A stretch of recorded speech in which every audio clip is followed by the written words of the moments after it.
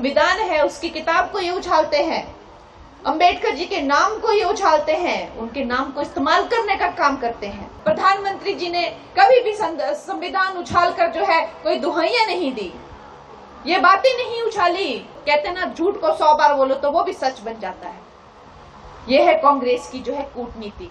इतने घटिया और इतने गंदे लोग हैं ये, लेकिन हम लोगों को दोस्तों मिलकर सच को सच हम बताएंगे, झूठ को झूठ बताएंगे। इतने घटिया इन लोगों ने सोचा कि ये लड़की को हम कहीं मुंह दिखाने लायक नहीं छोड़ेंगे, लेकिन हुआ क्या? जब डिसीजन आया तो वो राजा बाबू कहीं मुंह दिखाने लायक नहीं रहा, रोया सारी रात अपने कमरे में बैठकर। दोस्तों, अंबेडकर जी हमारे देश के संविधान के जो हैं वो मूल हैं। उन्होंने ही संविधान लिखा है और आज आप और हम जिस तरह से हमारे देश को जानते हैं, हमारे देश के नागरिक शास्त्र को जानते हैं, वो सब हमें अंबेडकर जी से ही मिला हुआ है। तो वो देव स्वरूप हैं, देव तुल्य हैं, सदा ही भारत रत्न अगर उन्हें कहा गया है तो भारत का जो एक डीएनए है वो नसों में, वो उनके विचारधारा, उनके मूल्य, उनका संघर्ष वो सदा बहता रहेगा। और इसका ये सिर्फ मात्र बातें ही नहीं है, इसका जो है साक्षात उदाहरण जो है हमारी जो भारतीय जनता पार्टी है वो हमेशा से ही देती गई है। क्योंकि हमारी पार्टी ऐसी नहीं है कि भाई जी सिर्फ गलाना करना कुछ नहीं है ना। आपको पता है, जैसे कि बताया दिलीप जी ने बताया कि इन्होंने जो है सबका मूर्ख बनाया कांग्रेस पार्टी वालों ने। बस इनकी बातें हैं, इन्होंने जो है झूठे झूठे वादे करने हैं और आगे निकल जाना है और पीछे जो है ठिंगा दिखाना है। ये इनकी करतूतें हैं।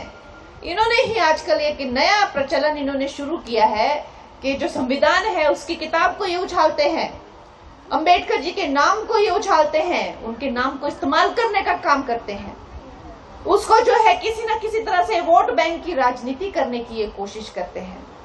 देखा होगा आपने, लेकिन हम भी इतिहास को दिखाएंगे और इतिहास गवाह है। और आज इसीलिए हम ये इकट्ठे हुए हैं वो दिन याद करने के लिए जब इनको अंबेडकर जी को जो है बड़ा ही अपमान करके जो नेहरू ने जो है कैबिनेट से निकाल दिया था। उन्होंने त्याग पत्र दिया था क्योंकि बार बार उन्हें अपमानित किया जाता था, उन्हें निराश किया जाता था, उनकी बातों का मान नहीं रखा जाता था। क्यों?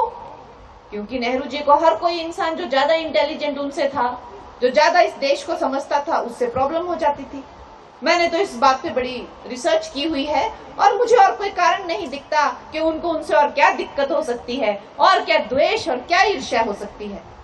इतने महान इंसान को त्याग पत्र देना पड़ा कि इस बुनियाद पर उन्होंने अंबेडकर जी का जो है इतना अपमान किया।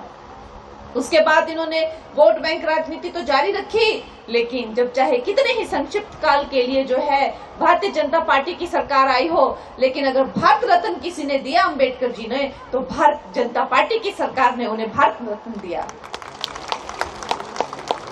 उसके बाद प्रधानमंत्री जी ने कभी भी संविधान उछाल कर जो है कोई दुहाइयां नहीं दी, ये बातें नहीं उछाली। और जैसे ही वो सत्ता में आए, सबसे पहले उनको देवतुल्य स्थान अंबेडकर जी को अगर किसी ने दिया है तो वो नरेंद्र मोदी जी ने दिया है। उनके जो पंच तीर्थ हैं उनको पूजनीय घोषित किया। जहां उनका जन्म हुआ, जहां उन्होंने शिक्षा ली, जहां उन्होंने अपनी तपस्या की, जहां उनका मृत्यु हुई, जहां उनकी समाधि बनी, ये सब हमारे साथ जुड़े रहने के लिए सब्सक्राइब करें देश रोजाना के YouTube चैनल को और नई वीडियो की नोटिफिकेशन पाने के लिए बेल आइकन जरूर दबाएं। अगर आप ये वीडियो Facebook या Instagram पर देख रहे हैं तो पेज को लाइक और फॉलो जरूर करें और ज्यादा से ज्यादा शेयर करें।